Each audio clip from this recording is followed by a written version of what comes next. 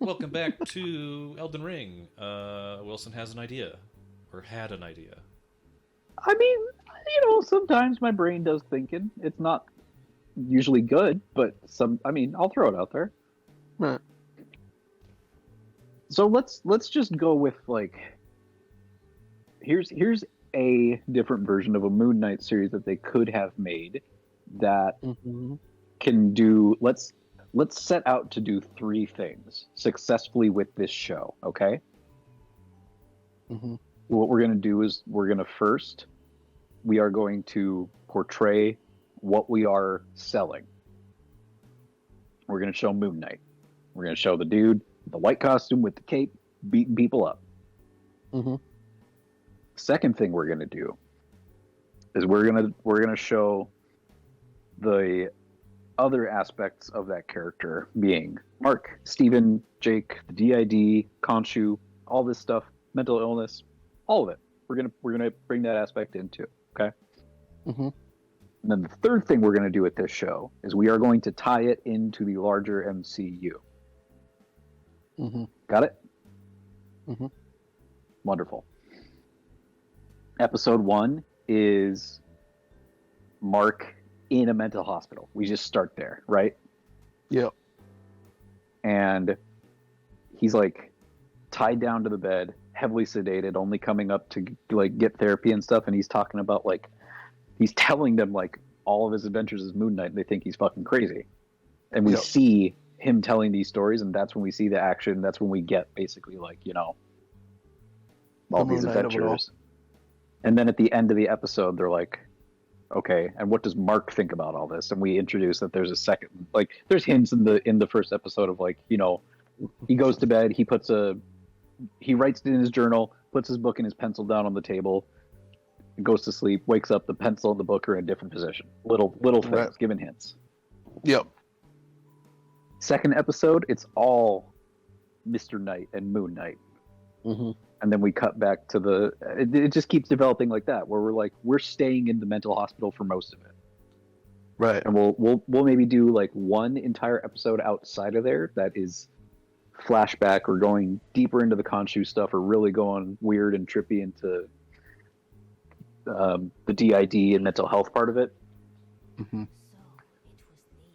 And then at the very end, when it's he proves, or he gets a better handle on things and proves he's not crazy, and he's like, yeah, I fucking told you, I'm Moon Knight. Just jumps out a window or something. And fucks off, just completely fucks off. Yeah, that's it. That's the whole show.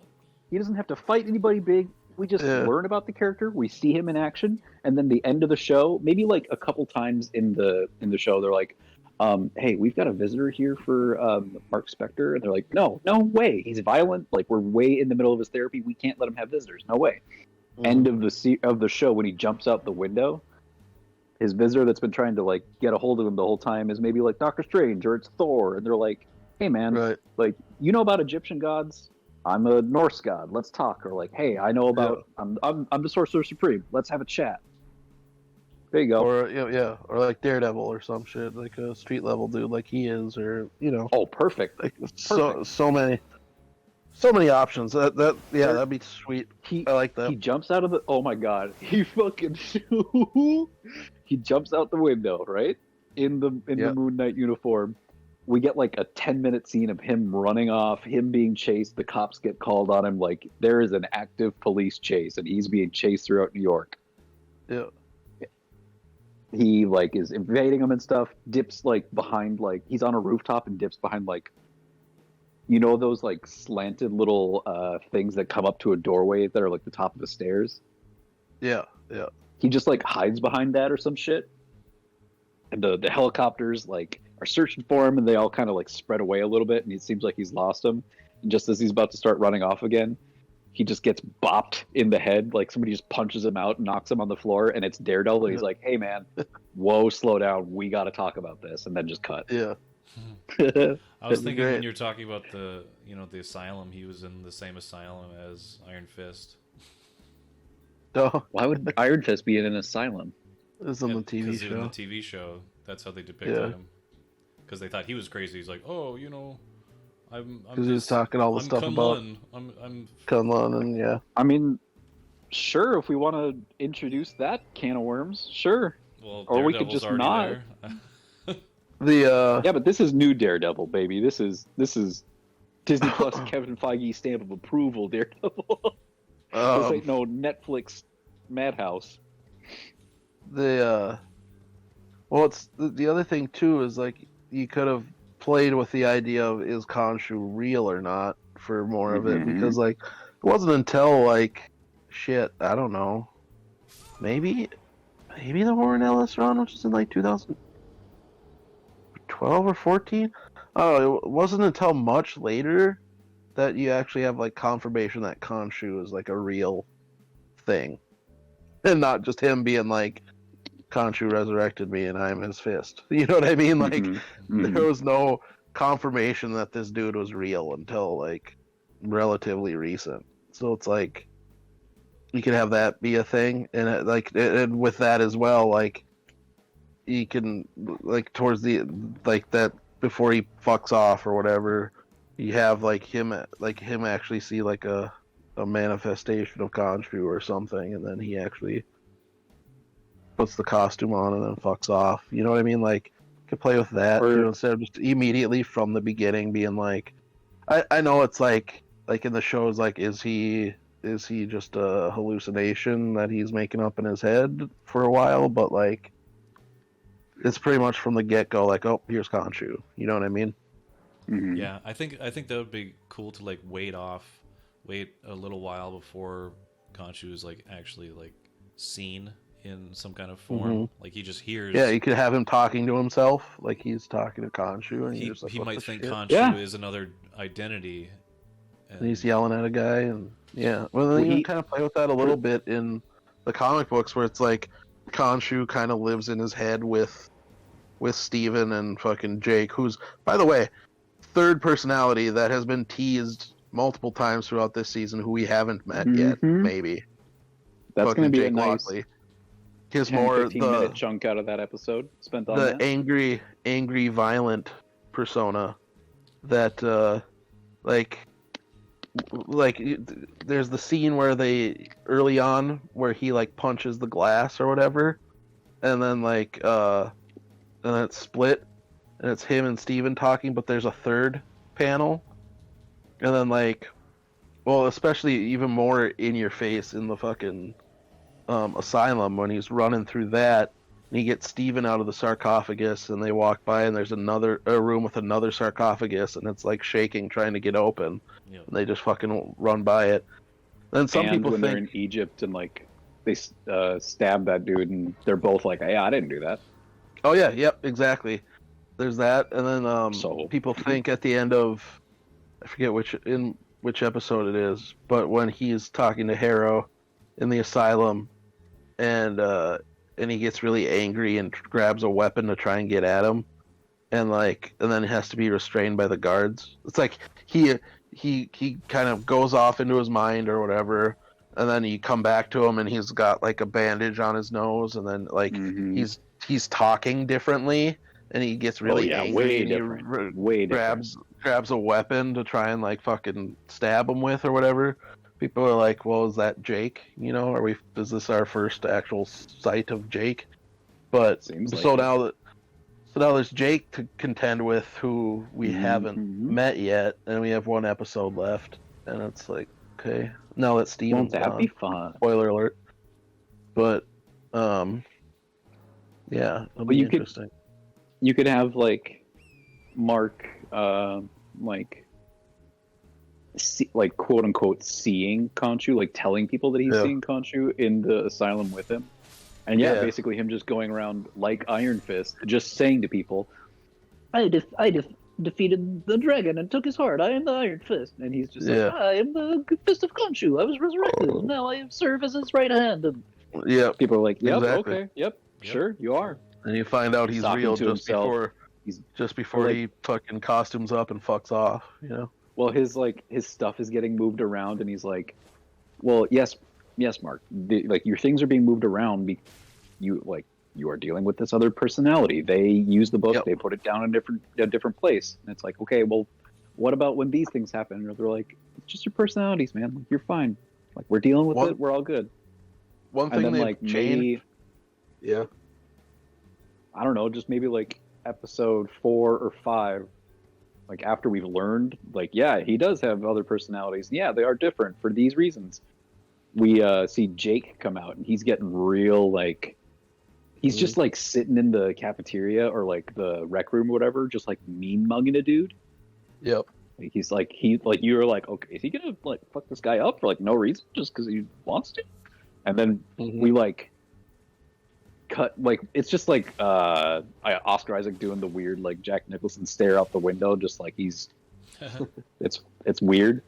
And then we like see from his perspective, like maybe Khonshu, for the first time we actually see him, is just like leaning down and like has his hand on this guy's shoulder and is like trying to egg him on, like, yeah, do it. Or maybe we just see like weird hallucinations of like creepy ass bird skeletons that aren't Khonshu, just like macabre shit, until we do see him and we're like, oh, maybe that's like like that would be awesome. They set it up. The first episode of Moon Knight was really well done. Like, why does he put sand on the ground? You know, like all these like little things. But we shouldn't just great ideas. We shouldn't follow just Steven. We should see every one of like his personalities. Like what you're saying about the birds. Like, let's say Steven wakes up and he finds like bird bones scattered around his room, and even Mark has no idea what that is, and it turns out Jake is actually like dissecting birds because the other two people don't understand who Khonshu is.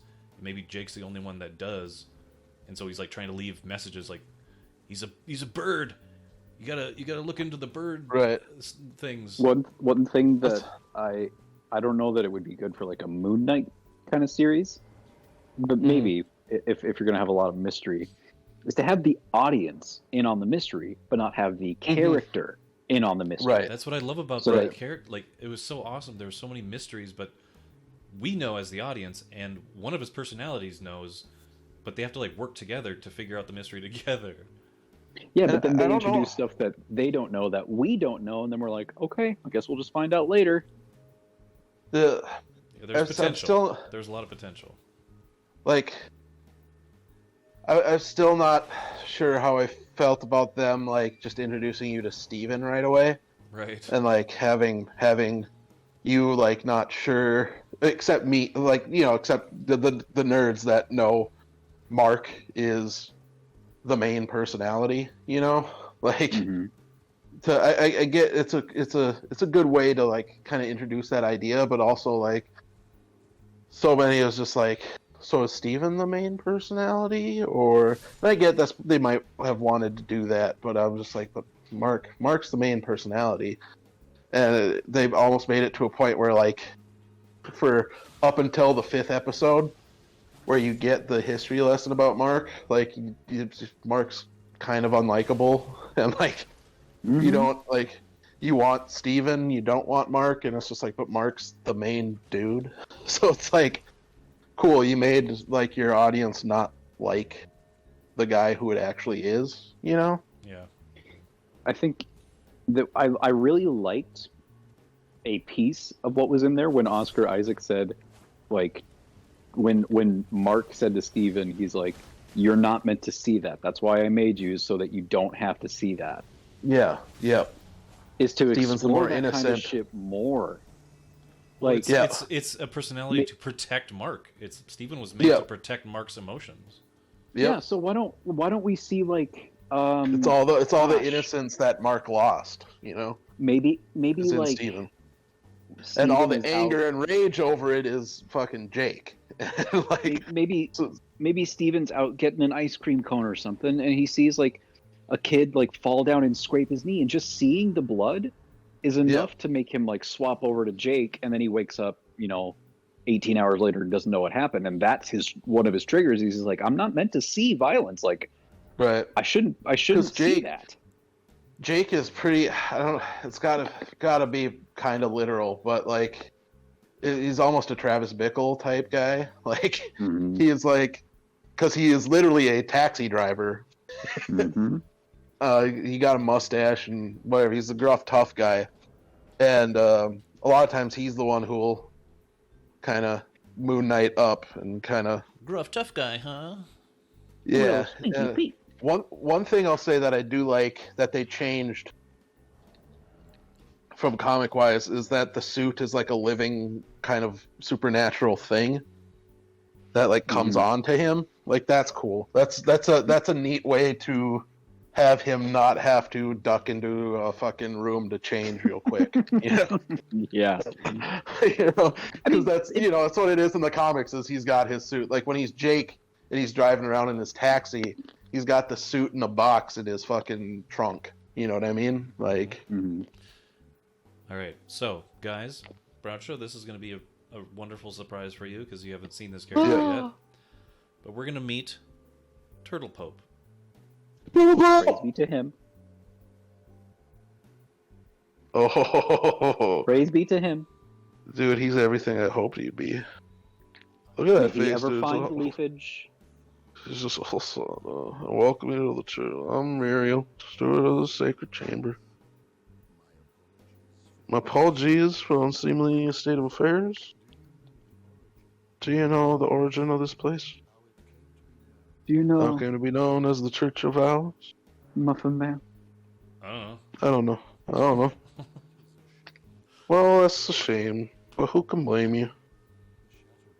Does this turtle shattering man smell It's the caused pocket us, all of us, to lose sight of something very dear. And then he tries chomping at your pocket. Hey, get away from my pocket, man. It is here at the Chamber Church of Owls that the great homes of the Erd Tree and the Moon were joined by the matrimonial bond between red-haired Radagon and Nanala of the Full Moon. And so our church holds in view the monuments of both houses. Erd Tree, the capital, and the Academy of Raya Lucaria. I'm going to give him a gesture. Just like that, he's just kind of like, oh. Yeah. Give him a... All right, sweet. Yeah, dude. Is he napping now? Look like he just went naps. Thumping that chest, dude. That's all we do. We're just going to sit here and do that while he naps. He's a sleepy boy, dude. I believe it. He's Matthew probably old. McConaughey.